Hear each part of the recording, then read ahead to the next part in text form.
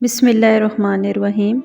تاریخ انسانیت میں بہت سی ایسے خواتین گزری ہیں جنہوں نے اپنی ذاتی صلاحیتوں، تقوی و ایمان، تہذیب نفس اور خود سازی کے ساتھ کامیاب زندگی بسر کی ہے۔ انہی عظیم اور گران قدر خواتین میں سے ایک حضرت ابراہیم علیہ السلام کی شریک حیات اور حضرت اسماعیل علیہ السلام کی مادر گرامی جناب ہاجرہ ہیں۔ اگرچہ ابتدائی دور میں وہ قصر میں ایک کنیز کے عنوان سے زندگی بسر کر رہی تھیں، لیکن عیش و عشرت کی زندگی کی خواہشمند نہ تھیں، کیونکہ ان کا دل مانوی اور الہی جلووں سے سرشار تھا۔ اسی لیے آپ دنیا کی رزق و برق سے بیزار تھیں۔ وہ دنیا کی فریبی اور فانی چمک دھمک کو مانوی درجات کی ترقی میں بہت بڑی رکاوٹ تصور کرتی تھیں۔ گویا اس مادی زندگی سے نکلنے کے لیے لمحات شمار کر رہی تھیں، اور ایک دن کہ ان کی امیدوں میں بہار آ گئی اور ان کے نصیب جاگ اٹھے اور انہیں خلیل خدا حضرت ابراہیم علیہ السلام کے گھر والوں کے ساتھ زندگی بسر کرنے کا موقع فراہم ہو گیا، اور پھر انہیں پیغمبر خدا حضرت ابراہیم علیہ السلام کی شریک حیات بننے کا موقع بھی نصیب ہوا۔ آپ اپنے شور نامدار کی پاکیزہ زندگی کی پیروی کرتے ہوئے ہدایت و کامرانی کی اعلیٰ منزلوں پر فائز ہوئیں۔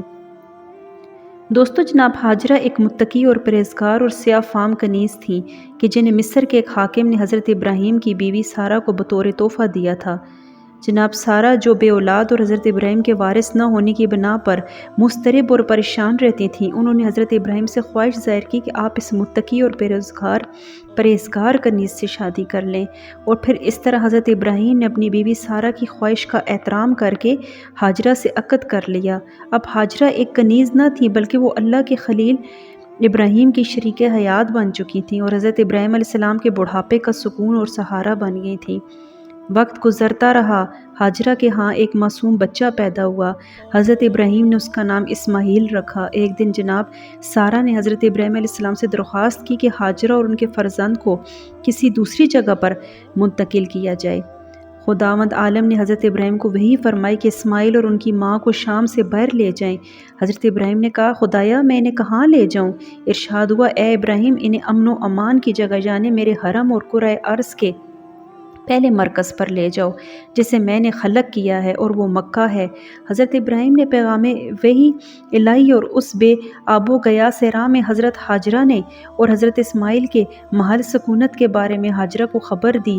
ہاجرہ جس سے پہلے سرسبز و شاداب اور بہترین آب و ہوا سے سرشار سرزمین پر رہ چکی تھی، بغیر کسی چون چراغ کے اللہ تعالیٰ کی اس رضامندی کے سامنے انہوں نے سر تسلیم خم کر دیا اور خدا پر مکمل یقین اور اعتماد رکھتے ہوئے شدید مصیبت اور آلام کی وادی میں قدم رکھنے پر راضی ہو گئی۔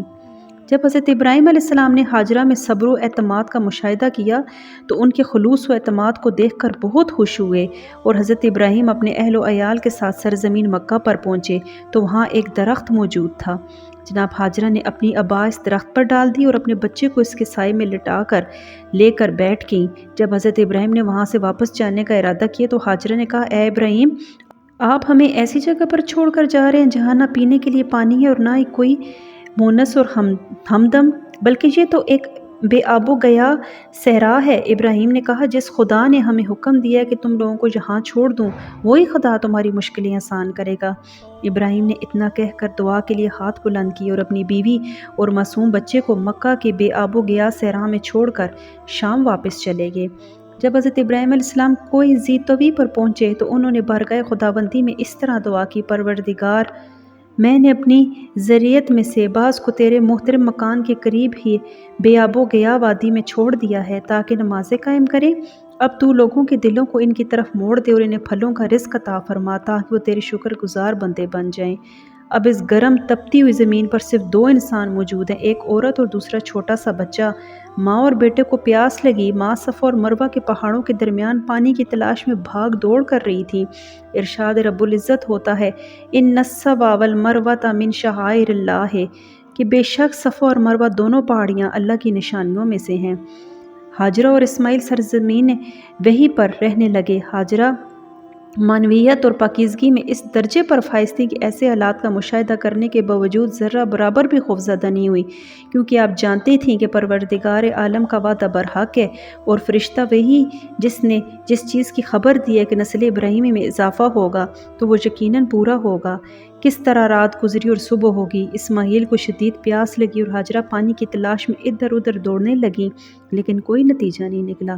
ادھر پروردگار عالم نے اسماعیل کے قدموں تلے چشمہ جاری کر دیا، جو ہزاروں برس گزرنے کے باوجود آج بھی اسی طرح جاری و ساری ہے اور رحمت الہی کی عظیم نشانی ہے۔ اور پھر رفتہ رفتہ پرندے، جانور اور مختلف قبیلوں کے لوگ اس کے اطراف میں اس کے چاروں طرف رہنے لگے اور ہاجرہ اور اسماعیل سے مانوس ہو گئے۔ جب ابراہیم علیہ السلام ان سے ملنے کے لیے تشریف لائے تو دیکھا کہ بہت سے لوگ وہاں آباد ہو گئے ہیں، تو ان کی خوشی کی کوئی ٹھکانہ نہیں تھا، ان کی خوشی کی کوئی انتہا نہیں رہی۔ دوستو، روایت کے مطابق جب حضرت اسماعیل علیہ السلام نے جوانی کی دہلیز پر قدم رکھا تو حضرت ابراہیم نے اللہ کے حکم اور ان کی مدد سے خانہ کعبہ کی تعمیر کی۔ فرزند رسول حضرت امام جعفر صادق علیہ السلام اس سلسلے میں فرماتے ہیں، ابراہیم کعبہ کی تعمیر میں مصروف تھے اور اسماعیل کوئی زی طوی سے پتھر لائے تھے، اور جب ابراہیم و اسماعیل کعبہ کی تعمیر کر چکے تو جناب ہاجرہ نے اپنی ابا کعبہ کی دیوار پر آویزاں کر دی۔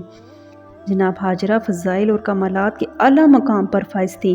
وہ علیم اور بردبار، متقی اور پرہیزگار، مادیات سے مبرہ اور صرف خالق کائنات سے لو لگائے تھیں۔ اس وجہ سے آپ نے وطن اور شور سے دوری اور ہر طرح کی سختی کو برداشت کیا اور اپنے معصوم بیٹے اسماعیل کے ساتھ زندگی بسر کرنے لگیں۔ ہاجرہ نے پروردگار عالم کے خاص بندے اور اس کے پیغمبر کی اپنے آغوش میں پرورش کی، اور اس دوران حضرت ابراہیم کبھی کبھی انہیں دیکھنے آیا کرتے تھے۔ اس کے علاوہ ان کا کوئی بھی مونس اور ہمدم نہ تھا۔ حضرت ابراہیم علیہ السلام نے جناب ہاجرہ کی لیاقت اور صلاحیت دیکھتے ہوئے جناب اسماعیل کی تربیت کی ذمہ داری، جو کہ اللہ تعالیٰ کی رضامندی تھی، ان کی ذریت طاہرہ میں حضرت محمد مصطفیٰ صلی اللہ علیہ وسلم پیدا ہوں گے، انہیں سپرد کر دی۔ جناب ہاجرہ نے اپنے فرزند کی تربیت و پرورش بڑے ہی اچھے طریقے سے کی۔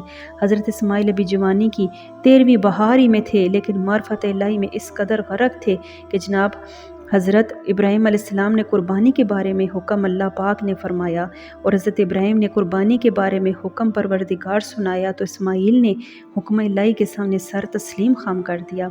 خداوند عالم فرماتا ہے کہ اسماعیل نے اپنے بابا کو مخاطب ہو کر کہا، بابا، آپ کو جو حکم دیا جا رہا ہے اس پر عمل کریں، انشاءاللہ آپ مجھے صبر کرنے والوں میں سے پائیں گے۔ اگر اسماعیل نے امر الہی کو ہر چیز پر مقدم کیا تو یہ ان کی ماں جناب ہاجرہ کی صحیح تربیت کی بہترین دلیل ہے۔ جناب ہاجرہ رائے خدا کی وہ عظیم مسافر ہیں جنہوں نے مصر سے فلسطین اور وہاں سے حجاز کی طرف ہجرت کی، اور اس دوران بہت زیادہ اور ناقابل تحمل سختی اور پریشانی سے دوچار ہوئیں، یہاں تک کہ خدا پر ایمان اور عقیدہ راسخ کے ساتھ ساتھ اپنے بیٹے اسماعیل کے لیے پانی کی تلاش میں صفا اور مروہ کی پہاڑیوں کے درمیان ان کی صحیح اور کوشش شعائر الہی کا جز اور واجبات حج کے اعمال کا ایک اہم حصہ قرار پائیں، اور جو چشمہ ان کے فرزند اسماعیل کے پیروں کے نیچے جاری ہوا تھا وہ لوگوں کے قلوب کے لیے شفا اور نجات دہندہ قرار پایا۔ پیارے بھائیوں، خلاصہ یہ ہے کہ پروردگار کی کنیز خاص ہاجرہ اس دار فانی سے ملک جاودانی کی طرف رخصت ہو گئیں اور انہیں جوار خانہ خدا میں دفن کر دیا گیا، جبکہ یہ امر بھی مشیت الہی سے انجام دیا گیا تھا تاکہ قیامت تک تمام خدا پرست افراد اور طواف خانہ خدا کرنے والے اس عظیم کنیز کی ایثار اور جذبے اور خدا پر توکل اور اطمینان کو ہمیشہ یاد رکھیں، اور جان لیں کہ خدا کے نزدیک بہترین شخص وہ ہے جو سب سے زیادہ متقی اور پرہیزگار ہے۔ چنانچہ پروردگار عالم نے سورۃ حجرات کی 13ویں آیت میں ارشاد فرمایا، جس کا ترجمہ ہے کہ تم میں سے خدا کے نزدیک زیادہ محترم وہی ہے جو زیادہ پرہیزگار ہے۔